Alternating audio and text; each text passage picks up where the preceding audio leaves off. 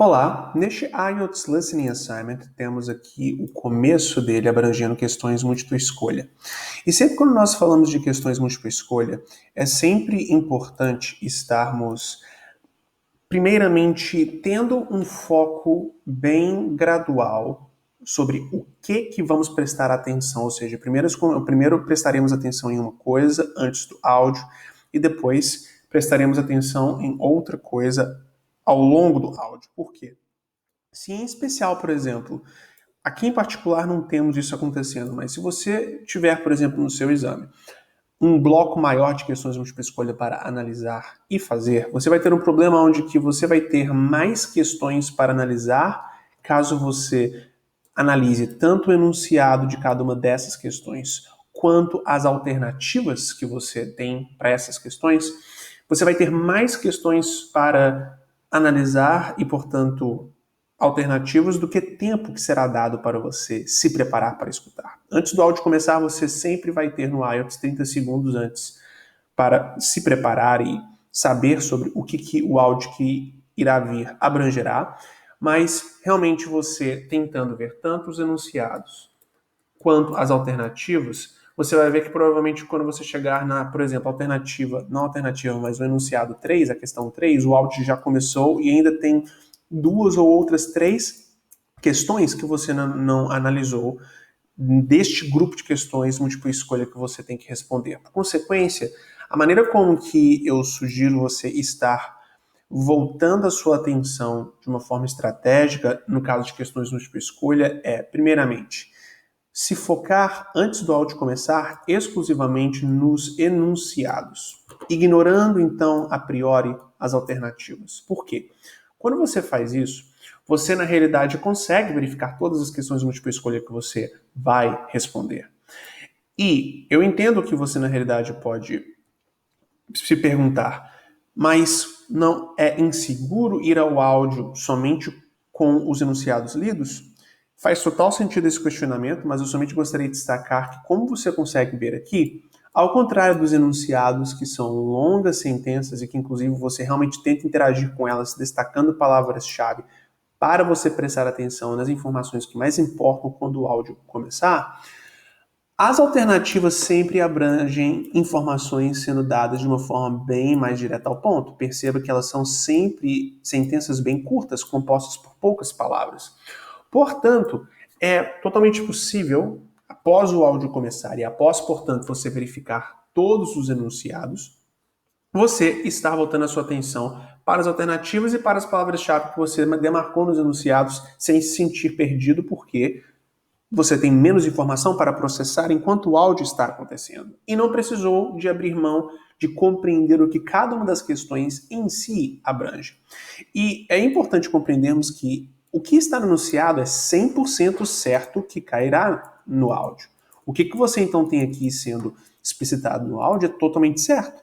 Já o que você tem nas alternativas, você sabe que já que você tem que ter por exemplo, aqui, choose a correct letter A, B or C, você sabe que já que você vai ter que somente ter uma alternativa selecionada, você tem a necessidade de demarcar uma e as outras estarão erradas, por consequência, você as ter analisado anteriormente definitivamente foi um desperdício de tempo.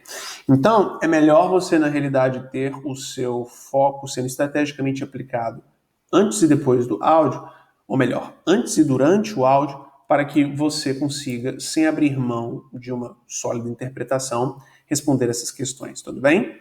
Depois aqui, neste mesmo assignment, você tem essas questões que são o que nós denominamos de sentence completion, ou seja, você tem sentenças para completar, advindas de anotações que são feitas, tendo em vista o que temos como sendo explicado no áudio. Pois bem, um elemento muito importante para você prestar atenção são estes subtítulos que você tem aqui sendo listados e que organizam as anotações. Por quê? Você vai ter muita coisa sendo dita no áudio. E às vezes, o que é dito no áudio em alguns momentos não é abrangido por essas anotações.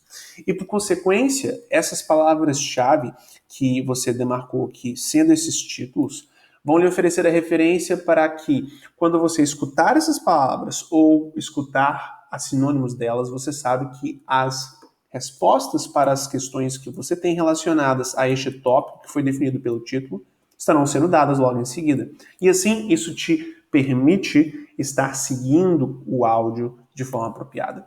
Então você marca como palavra-chave esses subtítulos para conseguir estar se encontrando no áudio com mais facilidade.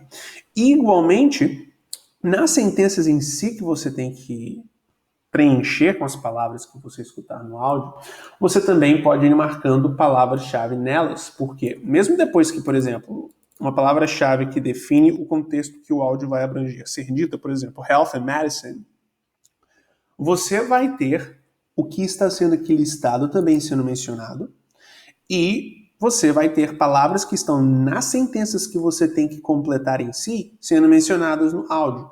E saiba, logo depois de você escutar essas palavras ou sinônimos delas, a resposta virá.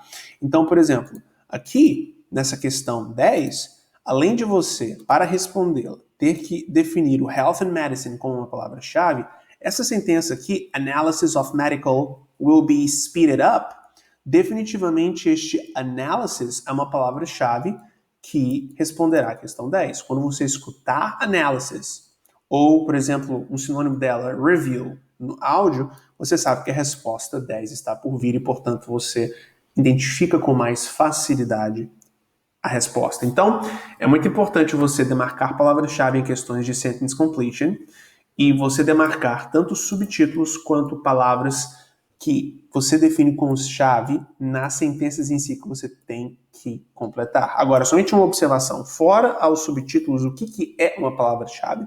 Uma palavra-chave é toda e qualquer expressão que define de forma clara o contexto da questão em si. Então, o contexto da questão 10 é analysis, ou seja, a informação que será dada, no qual a resposta para a questão 10 será oferecida, vai estar falando sobre uma análise, não é? Analysis. Então, definitivamente, analysis, que define o contexto da questão, é uma palavra-chave. Tudo bem? Então, demarque como palavra-chave também as palavras que definem de forma clara os contextos de cada uma dessas sentenças que você vai ter que completar. Porque quando você escutar essas palavras ou os sinônimos delas no áudio, você sabe que logo depois, invariavelmente, a resposta virá. Tudo bem? Então, eu lhe desejo uma ótima prática IELTS Listening.